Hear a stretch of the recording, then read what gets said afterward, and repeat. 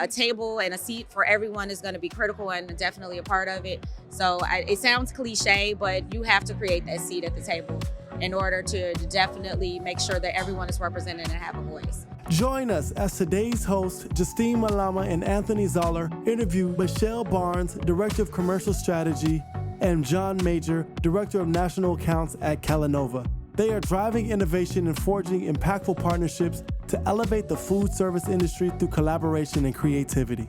Hi, this is Justine Malama. Welcome to the Prosper Brief. Hey, thank you. Love for you both to introduce yourself, and thank you so much for being here. Well, first and foremost, thanks for having us. My name is Michelle Barnes. John Major, I'm the Director of National Accounts at Kellanova. Okay, very good. Thank you for being here. And what brought you to Prosper? What brought you here? And all your involvement. And I guess with the intro, I should have said a little bit more about my title as well. But I'm Michelle Barnes, Director of Commercial Strategy at Kellanova. What brought us here today, being that I was one of the inaugural Prosper Accelerators, very excited to come back and to meet this year's the class of Accelerators. It's been just a great event. This is one that really fuels me as you think about everything that's going on in the industry, quite honestly, everything that's going on in the world. This is an opportunity to really focus on self and thinking about how we can make our mark and really propel growth and just energy in this industry moving forward. So Michelle, it was an inaugural class. That was last year, 2023, our first year of Prosper Accelerators. For those that are new to the Accelerator, haven't heard about an Accelerator, Prosper Accelerator, what does that mean to you being an Accelerator and then coming back this year as basically an alum of the Accelerator program? What's that mean for you as well too? Well, being an Accelerator, first and foremost, I felt like it was an acknowledgement that I obviously have a lot of the skills and the talent to obviously be noticed in this industry, and also for my company to invest. So with that, it was an honor to just be a part of that inaugural class. This year, coming back and being an alum of the Accelerator program is really an opportunity for me to kind of just set the tone with the next group in terms of what to expect. Also, making sure that they feel welcomed and those introductions are being made. A lot of the friendships that I was able to make over the last year has really been nurtured. I've spent a lot of time with my fellow Accelerators. Also throughout the industry, as you think about leaders that we've had exposure to and had the opportunity to connect with, it's been really a great platform because as I think about my career path and moving forward, I now have this arsenal of leaders and arsenal of just fellow Accelerators that I can lean on. So that really makes you feel supported as you look forward and try to path what's ahead. Yep, that's great. That's great. Oh. And myself, when I was introduced to David Job and he gave me a little bit of insight around what Prosper was all about, we really jumped on board because from an organization standpoint, the mission of Prosper and some of the core values of Kellanova really matched up. We understand the value of having a diverse workforce and what that means because our food needs to represent everybody. Our food is in every household, so we just wanted to make sure that when this event and when this forum was created, that we had a seat at the table and we could be a contributor, and we knew it was something special. And when you're here, you definitely realize that this is an experience more than a traditional conference. It's most conferences, as you know, there's like a very salesy aspect to it, whereas this is people talking about things that are much broader than just selling things. These are things that are influencing not only our communities, but our people, within our organization. So it is very unique. Yeah. That's great. And what I'd actually piggyback off of that, beyond the conference itself, I think this is really a movement. So outside of the four walls of this event and what happens here, this really challenges us to think about what's next and propelling that forward.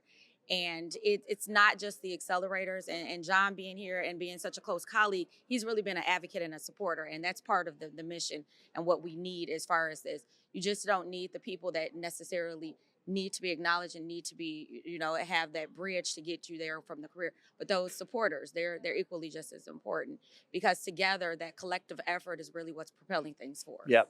And the leaders that are here also, I'd like to just point out that people are really actively engaged in meaningful discussions. It's not just, when you walk up to somebody and you say hello, like the advice that you're receiving, the conversations go very deep very quickly. So I also think that that's because it's not just like talking shop, water Right. cooler talk. It's actually like you get into these conversations very quickly.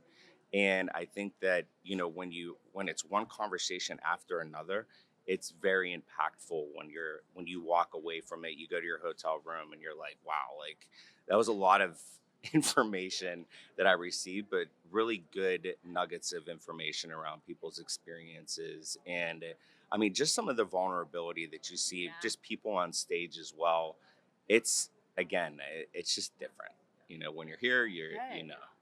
To your point too, and I think in any industry, executives are busy day to day, sales, thinking about the bottom and all this, and it is good to step back and still connect with colleagues and other your network, but not from the sales like transactional perspective. And I think you guys are both commenting about how this is a little different. It's not this transactional conference where you've got booths and stuff, but there's still a lot of networking going on, connections going on, and it's meaningful. But it's a way to kind of step back and take care of yourself for a bit before It's that human connection. Yep. It's far beyond the boardrooms and what accomplishments you may have had. It's really at the core of who people are as people. And it's that human connection that we're able to all jointly come together and talk about what we have alike, and not necessarily what those differences are. And to that point, I think it's, you immediately start to see like the connections of the people in the room, like who's involved, like who's here, Yeah. who has a seat at the table, who is actively engaging in discussions, who's actually present. And that also, just, when you're doing business, it's nice to know that you're doing business with people that have similar values, that they do find value in the discussions that we're having and the content that we're talking about. Yeah, that's great. Amazing. So I wanted to turn a little bit, focus on both of you. So Michelle, we'll start with you. Your background, how did you get to where you are today? And, have you had jobs in hospitality prior to being with Kellanova?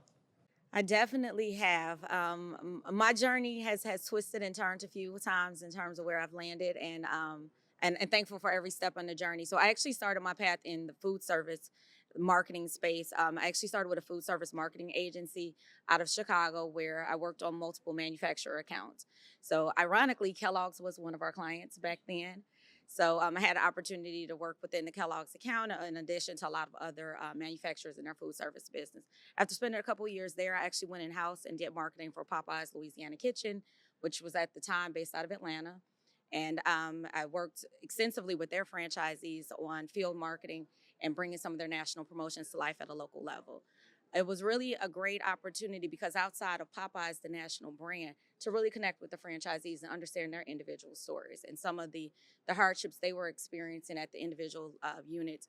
And then most excitingly, just bringing to life a lot of the new innovative products and reaching consumers in a very unexpected way.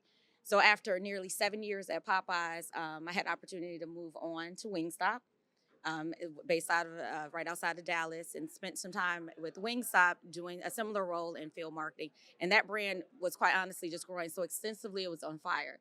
So again, really connecting with the franchisees in that system, understanding the progression in terms of really reaching consumers in a unique way. They're a much more edgier, progressive brand, so it was really a lot of fun to tap into a lot of that. But due to just life changes, my daughter was going into school. I needed to slow down the travel to some extent. So within my network, which is so important, and I want to call that out, those connections that I made early on in my career is what kind of brought full circle. And I came to Kellogg's at the time and was able to come here in Kellogg's in a different function, doing some marketing and some other sectors in food service. But based off my restaurant experience, it was an opportunity to come back to the restaurant space within a manufacturer to actually do some marketing specifically to the restaurant space. So in that, John had came on board shortly thereafter, and I think we've really done a great job of propelling things forward in this space in a creative way. The approach had been different in the past, but we've really tapped into something special in terms of reaching consumers with our beloved brands in a very compelling way. So how can things that you see in the grocery store shelves show up in a very unique way in restaurants, be it innovation or culinary? We work really cross-functionally to create that. And the other reality is today's consumer is much different than the consumer of the past. With consumers now more multicultural, that Gen Z consumer is really seeking that experience outside of the product itself. So working to tell that story and make our products accessible in a fun, new, innovative way has really been my passion and my pride in terms of this opportunity now and where I sit in this company. Has that always been your goal too, to be in some marketing function, or you know? It is and it isn't. I think, like many of us, after you leave college, you go on this path and think that all things different. I actually had aspirations of going into broadcast journalism. So I had done some internships with radio. Well, that's why you're killing this. Well, Right, podcast. yeah. I know. She's like, sit down. Like, okay. She's telling us I where to actually put did the some things lighting. in broadcast, Awesome. and that was really the path I was seeking to go down. And then things had kind of turned to new opportunities came about, and marketing has really been something unique that I get excited about. I'm excited when you go to work every day because it's always something unexpected. There's no limits to what you can create, and Kellanova embraces that. So I don't have a traditional CPG background, but they've really created a way for my unique differences to come to life here in this company. And Well, no, your different experiences with the different brands, I think, helps a lot on seeing all that. So that's great. And it's strategy too. So it's not just marketing. I mean, there's I think the strategy component of her role is very important because, with strategy, having a diverse background is important because you're able to take a step back. You've had different life experiences and you're able to look at it through a different lens. Different angles. So I think that enhances the position. Yep. And John, how about you? Yeah. So started my CPG career at Heinz. A lot of change at Heinz during the time. But I started in business development. So true white space. I worked within every channel. My primary role was really understanding how we could take retail products and lift and launch them and bring them into the channels within food service. What we commonly found was that we needed to actually customize products. So started to lead, the team in a variety of different custom projects, and then Heinz merged with Kraft. I kept on accelerating within that business development role. And then I had the opportunity to start doing national accounts, customer facing, as I started to get more involved in customer meetings. Our VP at the time was like, hey, listen, let's put you in front of the customer a little bit more. Quickly accelerated within the national account space. I became Associate Director of National Accounts for Kraft Heinz, and really started to understand how to really the art of linking the consumer of our brands to the operator consumer. So really spent a lot of time in that space. And then I moved to Kellogg's with the opportunity of building out the commercial team.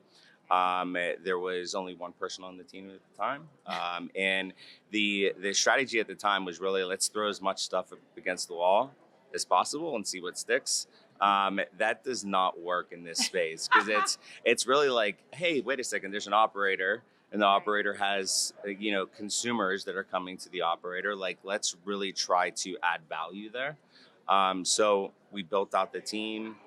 We also handle the ingredients business for Kellanova as well.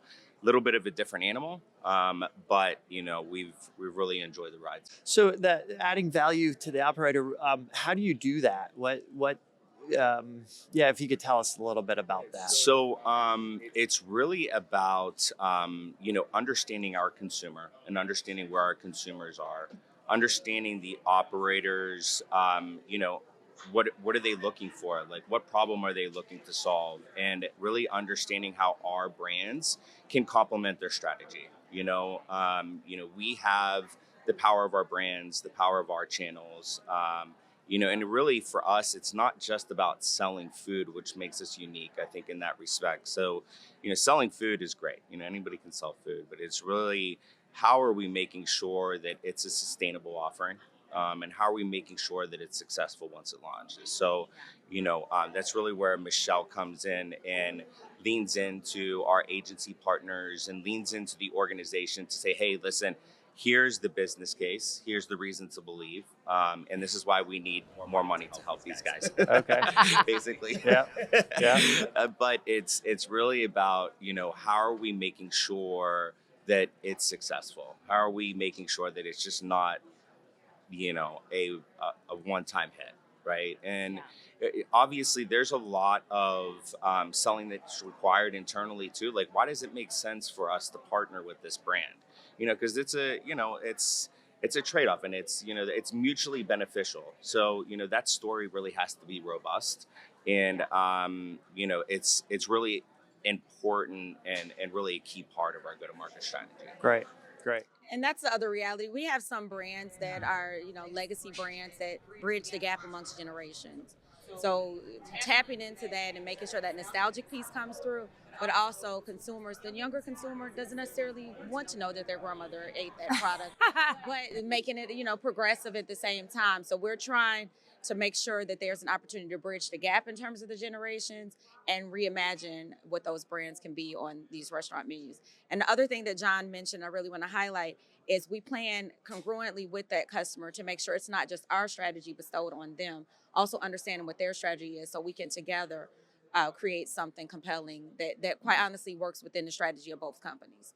Because in a true partnership, you want to make sure it's beneficial to them as just as well beneficial to us. And when those partners come to the table and they truly want to collaborate, they're open to say, hey, listen, we're trying to reach this consumer, or we're trying to achieve this. And, we're able to match our consumer, like where our highest, customer penetration is, highest consumption within region. So whether it's a regional chain or whether it's a large chain that's trying to, gain penetration in a certain market, we can help build that bridge of really tapping into those markets where we are heavily saturated to support an activation within that space to bring new news to not only the chain, but, it's also to our brands. Yeah. Great. Could you talk about some successes? Do you want to share a few success stories like that, working with brands and what you guys are proud of? I would say the most notable recently has been the Taco Bell Cheez-It Tostada. Okay. So that was a few years in the making, but it was, we understood that, Taco Bell was trying to reach a younger consumer. They were also trying to, expand it to other day parts. So our brand was able to really bridge some of those strategic gaps for them, and it's been a great hit. We just ended on July 14th, and it ran for 6 weeks, but it created just a ton of buzz. We had over 920 pieces that were featured on the product, ton of influencer attraction. So it was a real win-win for both brands. Really created a great partnership that we're going to hopefully continue to see move Cool. on. Yeah, that's great. Another one that's in market right now is the Pop-Tart Bundt cake with nothing but cakes. Okay. That one has had a lot of notoriety the first couple days in market. Definitely encourage you guys to go out because that's in stores right now. Cool. And that one's been a fun one to work on. We've also done some collaborations with Moe's. We've worked with them in the past on a waffle taco last year that they highlighted. So it was a fun one to work on. And we have some other things in the hopper with them as well. So we've done a lot of different, just from the innovation side, but also collaborations using some of our core products. Cool. And coming to life in a unique way with some of these partners. Very cool. Very cool. Yeah. Well, I wanted to ask you guys about product innovation. So, I think you guys touched on that, but what kind of product innovation is responding to the changing consumer? So I know, for example, a lot of people are looking for healthier or I know right now the trend I see all the time is no seed oils. Like, how are you guys navigating this, or what are you doing? And how do you stay on top of these trends? I have a hard time knowing what's going on too. Like, it's tough. It's moving quickly, huh? For innovation for us, and I'll let you touch upon this too. For innovation for us, we're really, the innovation is really breakthrough innovation that we're talking to chains about. So this is really, a lot of the innovation is for the masses. As you get into some of those smaller trends, it doesn't necessarily impact the innovation that we're coming to market with. I would say that more flavor and really the experience is what we're trying to create. Something where consumers don't want to consume our brands necessarily like they can consume it out of the grocery store from the box they get from the grocery store. So it's really about creating that experience. So the innovation that we've been driving internally is truly breakthrough, which definitely poses some challenges, because there really has to be a reason to believe in what we're doing. But that's really at the forefront of what our innovation looks like. It's really about making sure that we can create that unique experience for the operator's consumer. Yeah. And in terms of how do we know, working for a large CPG company, obviously access to data is one of the beauties of that. So we do have teams that's always digging through the newest and the latest and greatest in terms of insights and what's going on in the marketplace. But restaurants is a unique space because I think when people go out to dine, they're seeking that indulgence and a little bit more of the experience. It's that striking the right balance between health and also the fun side of dining out. So we do often find ourselves on the more dessert side of things with some of our Pop-Tarts and Rice Krispie treats like products. But then we also have Morningstar Farms. I don't want to lose sight of the fact that plant-based protein is still something that's definitely trending. We do have one of the legacy brands as far as plant-based protein. So there is an opportunity to tap into some of those type of healthier trends that we are seeing in the market. But sometimes when you dine out, the reality is you have the intentions of eating well. But when you're often hit with a lot of indulgences, you do tend to trend more on that side, especially when you're eating outside. It's not fun. Yeah, It's not fun. right. You got to have fun. Right. Well, it's like my dad always says, it's like what people say they're going to do versus what they actually do. We see that often. So you put two items in front of them and they tend to often treat a little bit, yes. I go out with big ideas, like I'm going to get a salad, healthy, and then like, okay, come on. Yeah, Right. right. Put on the fried chicken. Gotta live, Right. We get that. Yeah. Great. Just to bring it back to the Prosper Accelerators, Michelle, if you could talk a bit about your experience with the Accelerator program and, what has it done for you and what would you, somebody that might be thinking about it or future accelerators, they're learning about the program, what would you recommend to them to take out of it? What could they really take out of the program?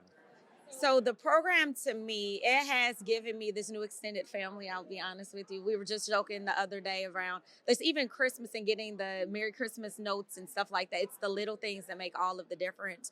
But this program has quite honestly made me reimagine what the possibilities can be in terms of my career. I think that oftentimes there's been this thought that there's a limit to how far you can go. And it gets to a point in your career, it's not just what you know is just as important. And I've realized the true Especially value in this that. industry. Right. In this industry, it's very vital. And the who you knows, I was limited in terms of those connections because without a platform to really bridge that gap, I was unable to know more people in the industry. And this has kind of forced the hand to create those very organic connections in a very meaningful way. I think everyone comes with the best intentions coming to the Prosper events and are really open and willing to communicate with people, go outside their comfort zone. So that has been very beneficial. For those that are considering participating in Prosper, all I can say is don't think about it, do it. This is an experience like no other. It will touch you in so many different ways. So outside of the right thing to do, from all the moral and the ethical side of things, it is a imperative as far as your business. As you think about the changing demographics of this country and how to really elevate and take things to the next level, a table and a seat for everyone is going to be critical and definitely a part of it. So it sounds cliche, but you have to create that seat at the table in order to definitely make sure that everyone is represented and have a voice. And some of the events that we've had over the last year, going to just when we went to Yum Brands and sitting down there, we had some really profound discussions. I'm looking forward to going to Inspire here in a bit to Yeah, see good. and hear everything that they have to offer. But like I said before, the relationships that I've built with some of my cohort and some of the other accelerators, we talk all the time. We have just like a group text going at all times, checking in with each other. Ironically, one of the accelerators lives like 2 miles from me. So, we didn't know that until this program happened. So we obviously have an opportunity to stay in touch, and it has become real life friendships as a result of this. And I know, should I ever need those connections, if they ever need me, this has definitely widened the pool in terms of people that I know in the industry that definitely can speak positively on my behalf. Great. That's great. Well, obviously, one of our hashtags or our sayings is a better table. So, what does that mean to you, your brand, and what are we doing to bring a better table? I mean, I think it's thought leadership. It's providing a forum where people are able to, again, talk about those things that are meaningful, and people can take these conversations and this experience and take it back to their organization to truly be an influencer. An influencer of thought leadership. And I think what's unique about the Accelerator program is that it continues to immerse Michelle, year after year into these experiences, into this thought leadership, so she can continue to be an influencer within the organization, which she is in other capacities, being a part of the diversity committee and so on and so forth. But really, it's about that thought leadership and really having truth be known, these are not necessarily easy conversations to have. Yeah. It becomes very fluid when you're here. Yeah. But when you go back to your organization, Yes. Many organizations, our organization is a little bit more aligned to what the total vision is here. Okay. But still, it's really about like, how are we bringing this experience back to our organization so we can have those meaningful conversations. Great. That's great. And I mean, a better table to me means that I think it's unique in the restaurant space because you do already have so much diversity. At the front line, there's a diversity there, but as you obviously go up the ladder, that tends to fall. So improving that better table to me is involving people more different in a unique way and creating new experiences for them outside of where they're currently at, elevating that table to make sure that they have growth opportunities, that there's voices that are heard, that it creates, quite honestly, just a better experience for everyone as a result of the efforts and the conversations. And to John's point, talking about some of these topics in this space is a lot easier because you have a lot of people that have similar thoughts and beliefs. When we go outside of the four walls here, is being armed with the right tools to have those very complicated conversations that may be uncomfortable. And I think that being here helps us have the right tools when we go back to our organizations, because it is a difficult conversations, and you're going to get some people that may not necessarily buy in or believe. But Prosper shows you that there's hundreds of people that definitely do believe, and it gives some people that are obviously elevated in this industry to kind of back that. So they believe in it, and I think that gives you a lot more to stand on when you have such a strong backing of leaders in this industry. Yep. One last question for you, or do you have another? Nope, go for it. Okay, one last question. It's a softball. So I wanted the highlight from last year or highlight from this year so far? Okay, highlight from last year, and I got to jog. I know, my right? here. But I love that you guys have been both years, Yeah. so now I want to know. And last year, keep in mind, being part of the Accelerator, the inaugural acceleration group, it was just so much, honestly, to take it. I think the whole event was just enlightening because I had never seen anything like this in my life, to be quite honest with you. So many people coming together merely with the thought that we're going to elevate this industry and make a mark and make things better. So last year, to me, just like lit a fire. And coming back to our organization, I felt empowered. It was like, I can do this. We can all do this. So it definitely enlightened me in so many ways.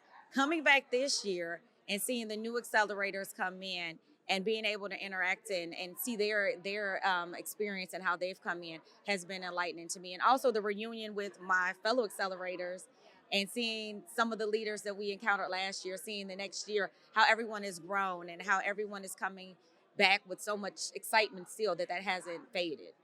Because you would think year after year that, like some conferences, it starts to wane. But this year, people came back even more propelled and ready to go. And a lot of interesting conversations are still happening. So I thought the fatigue would happen. But as soon as I hit thresholds of this hotel, it was like, it's go time. Yeah, I'm ready. that's So great. That's great to hear. The one thing that, just from a content perspective, I really have enjoyed more of the panel style, conversations, because people are really, speaking off the cuff, and there's really the ability for them to, articulate their life experiences, so there is a good balance between keynotes as well as those panel interviews, which I've enjoyed. And also, I would say that, the first year, I mean, you're meeting people like James Fripp and, a lot of CEOs that are very visible and that are very involved. And for me, what's been really enjoyable is coming back, seeing those same CEOs. And the first time you meet them, you're like, hey, how you doing? Never met you before, work with a lot of your people. Yeah. But then, you come back the next year and you're like, oh, familiar face. So those relationships. Hey, how are you? Yep. And the conversation picks back up to becoming a little bit more deeper. Not that it was, surface level, but, the conversation is able to pick up and you're able to get a little bit deeper in the dialogue, which I think that is the most exciting thing. Yeah, I agree. It's great. Well, thank you guys so much. Yeah. And thank you for having us. We appreciate it. Kellanova for being a founding title partner with Prosper and coming back again this year. We really appreciate the support, and thank you so much for your time today and sharing your insights. This was awesome.